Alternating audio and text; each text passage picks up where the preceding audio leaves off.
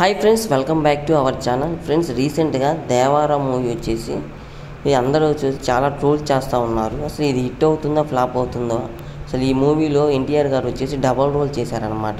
So ఇప్పటి వరకు ఎన్టీఆర్ గారు వచ్చేసి 4 మూవీస్ అయితే డబల్ రోల్ చేశారు. సో ఆ మూవీస్ ఏంటి ఇప్పుడు చూద్దాం.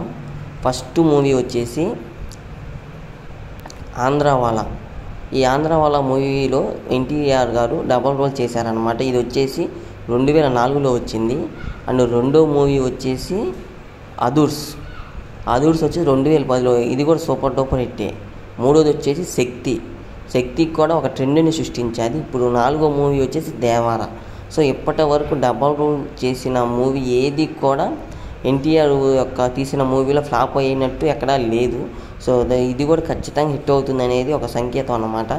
అదేవిధంగా 27 అనేది మన ఎన్టీఆర్ యొక్క లక్కీ నెంబర్ అనమాట.